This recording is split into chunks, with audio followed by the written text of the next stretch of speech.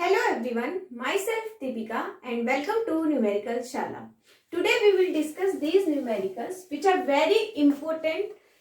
So, numerical number first said that B1, B2 and B3 are the three identical bulbs.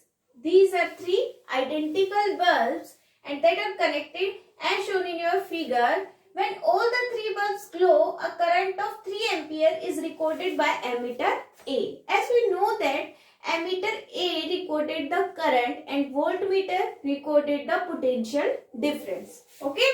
So, this is given as जो current flow हो रहा है वो 3 ampere current flow हो रहा है जो किसने हमारे एमीटर ने रिकॉर्ड किया है. ठीक है भाई. अब इस क्वेश्चन में जो हमें दे रखा है वो क्या दे रखा है कि भाई ये अरेंजमेंट है. इस अरेंजमेंट के अकॉर्डिंग ये B1 ये B2 ये B3 3 बल्ब लगे हुए हैं सर्किट के अंदर में. ठीक है. अब A1 A2 और A3 तीन हमारे एमीटर हैं और A जो हमारा मेन एमीटर है वो 3 एम्पियर करंट हमारा रीड कर रहा है. क्वेश्चन नंबर फर्स्ट कहता है what happens to the glow of other two bulbs when B1 get fused. अगर B1 फ्यूज हो जाता है तो फ्यूज्ड देन क्या इफेक्ट पड़ेगा अदर टू बल्ब के ऊपर. अदर टू बल्ब्स ग्लो क्या इफेक्ट पड़ेगा बताइए. ये क्वेश्चन ने पूछा है. तो देखो दिमाग में सबसे पहले हमारे फर्स्ट थिंग आनी चाहिए कि इसने दे क्या रखा है. These are three identical bulb. ये तीनों आइडेंटिकल हैं. आइडेंटिकल है इट मींस दैट इनकी जो पावर होगी वो क्या होगी सेम होगी. भाई देखो पावर सीधे सीधे किसके डायरेक्टली प्रोपोर्शनल है glow of these three bulb. ठीक है. तो पावर किसके डायरेक्टली प्रोपोर्शनल है ग्लो के. और इसने कहा तीनों आइडेंटिकल है. आइडेंटिकल है मतलब सेम ग्लो हो रहे हैं. सेम ग्लो हो रहे हैं मतलब उन सबकी पावर क्या है सेम है. यहां से हमें ये चीज पता चल गई कि इन तीनों की पावर क्या है सेम है. अब इसने क्या कहा B1 अगर फ्यूज हो जाए तो अदर टू बल्ब के ग्लो पे क्या इफेक्ट पड़ेगा. तो ध्यान से देखो कि ये जो पोटेंशियल डिफरेंस है V जो कि 4.5 वोल्ट हमें यहाँ से दे रखा है उसके साथ ये तीनों बल्ब किस तरीके से कनेक्ट है. तो अगर हमने ध्यान से देखा तो हमने क्या देख लिया भाई ये तीनों किस में कनेक्ट है पैरेलल में.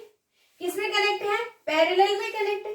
और अगर ये पैरेलल में कनेक्ट है तो कोई अगर एक फ्यूज हो जाए तो अदर टू पे कोई इफेक्ट नहीं पड़ेगा.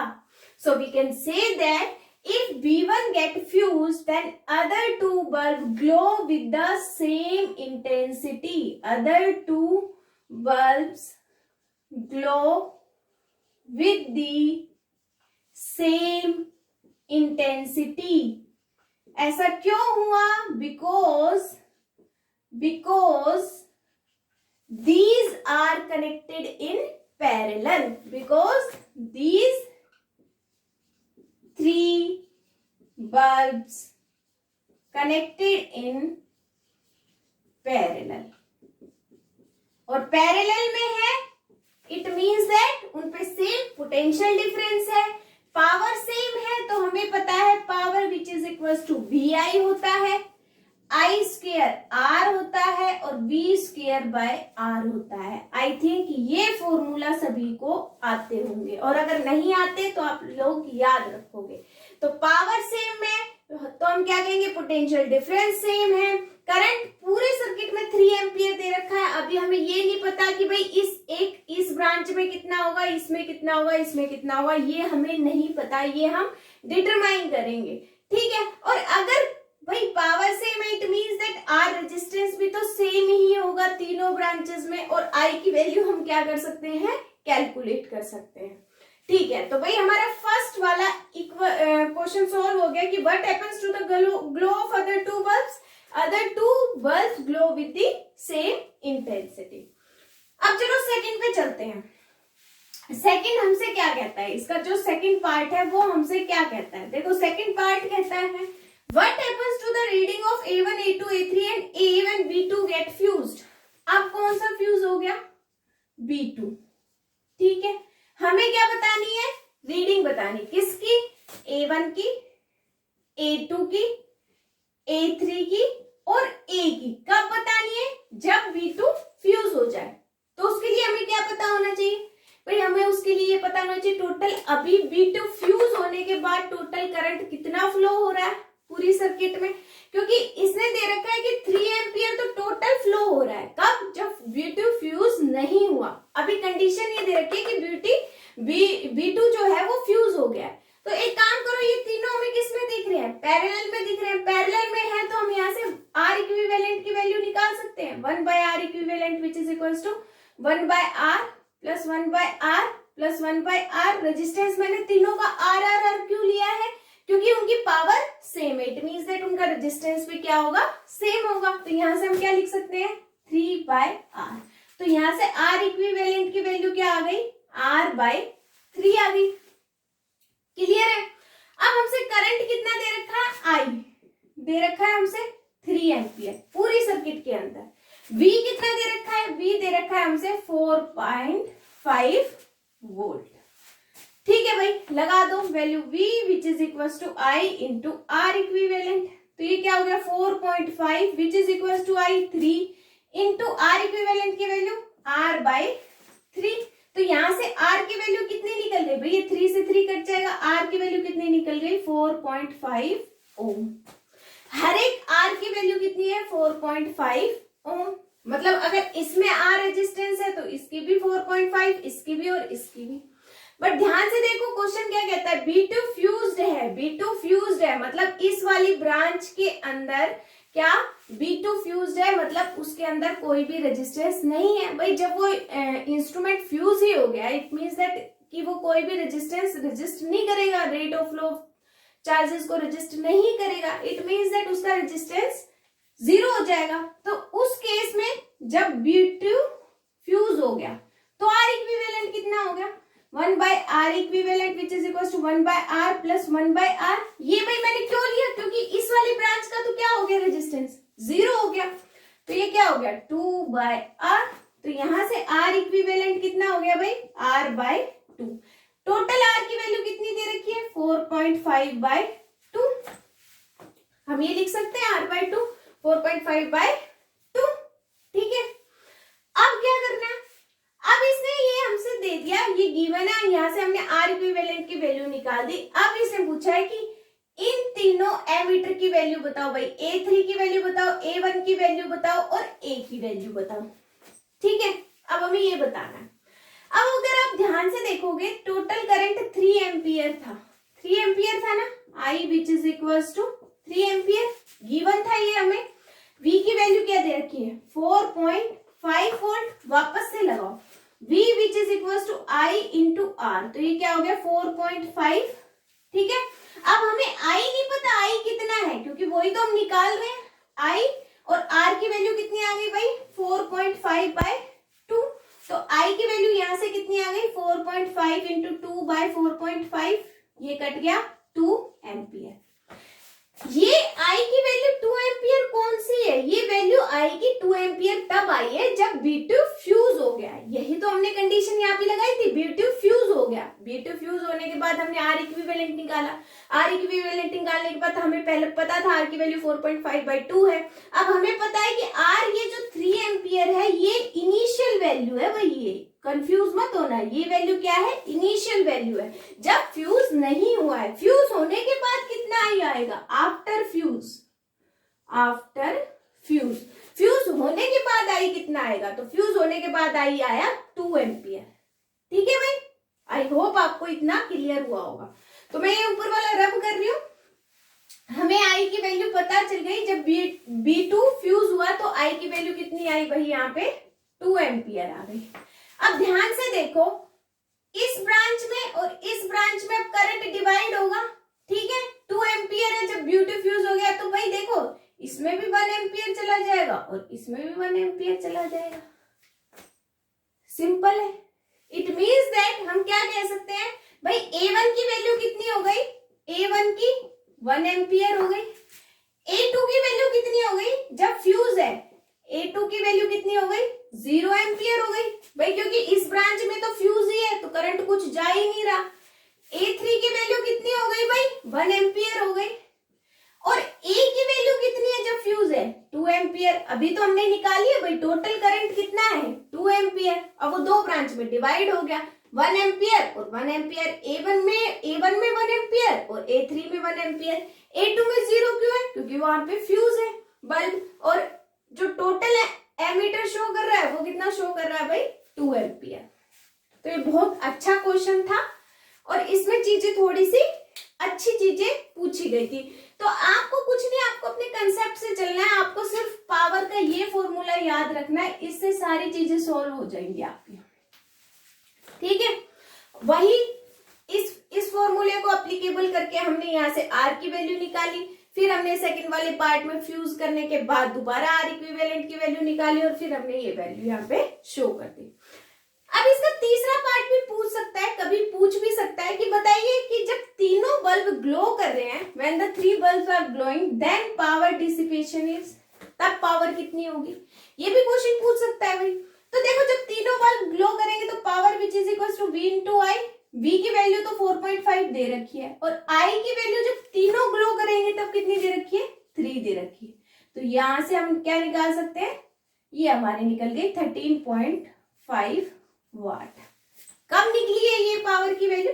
जब तीनों हमारे बल्ब ग्लो कर रहे हैं, all 3 are glowing.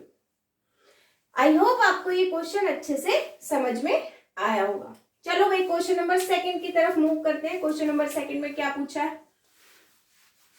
Question number 2 में हमारा वही जो हम आर इक्विवेलेंट निकालते हैं उसमें हमसे एक सर्किट दी है और इसने पूछा है कि भाई बताइए आर इक्विवेलेंट कितना होगा। यहाँ पे ध्यान से देखिए, ये ए पार्ट है और ये बी पार्ट है, इसके बीच में ये एक अरेंजमेंट दे रखा है और इसने पूछा है आर इक्विवेलेंट और वी की वैल्यू बताइए। आई हमसे गिवन है, आई कितना है भाई 2 एम्पियर। आई यहाँ पे हमसे 2 एम्पियर गिवन है। चलो करते हैं, वापस यहाँ पे बनाते हैं, जो हमसे गिवन है वही सेम चीज बना रहे हैं। यहाँ पे हम ये ए और ये पार्ट है बी। अब देखो यहाँ पे 6 ओम दे रखा है, यहाँ पे 6 ओम दे रखा है और भाई थर्ड वाले पे 6 ओम दे रखा है। तो आपके दिमाग में क्लिक हो जाना चाहिए कि अगर current 2 ampere, it means that यहाँ पे ए और बी के बीच में कहीं ना कहीं कोई बैटरी लगी होगी, तभी तो करंट फ्लो हो रहा है। बैटरी लगी हो तो करंट आया आई। अब यहाँ पे आगे करंट को 2 पाथ मिल गए, I1 and I2।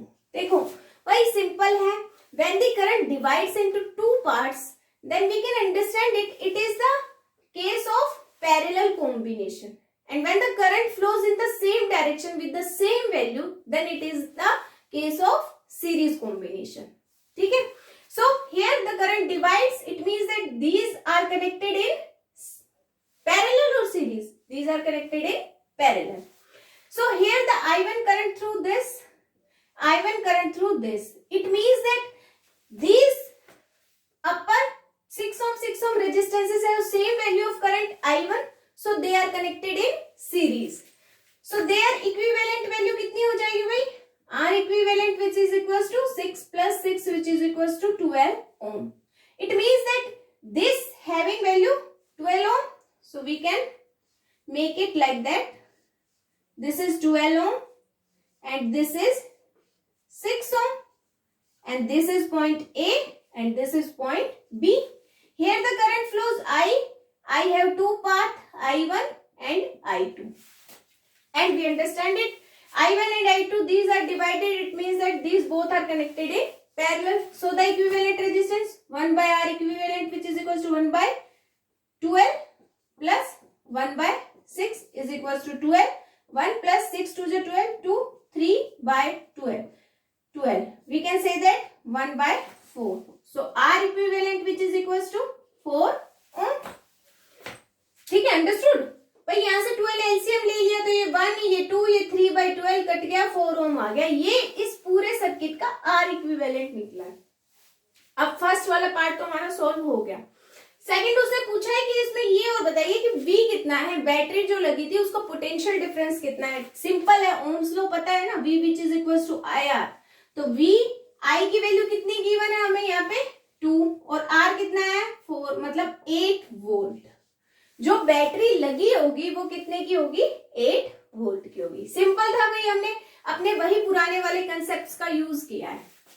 Question number third क्या कहता है, देखो क्वेश्चन नंबर थर्ड भी बेस्ड है हमारा resistance in series and parallel पे ही, बड़े ध्यान से करेंगे, ठीक है सिंपल, कंसेप्ट वही लगेगा, सिर्फ आपको क्या करना है, आपको सर्किट को सोल्व करना आना चाहिए, उसको बाय पार्ट्स टुकड़ों में तोड़ के सोल्व करोगे तो बहुत इजी हो जाएगा। देखो क्या कहता है question number third, question number third कहता है कि हमारे पास यहाँ एक बैटरी है, ठीक है, ये हमने एक की लगा दी, की को क्लोज कर दिया, भाई आफ्टर की को क्लोज करने के बाद ही current will flow in the circuit, ठीक है, तो ये चीज आप हमेशा याद रखोगे कि जब भी की लगाएंगे तभी करंट फ्लो होगा,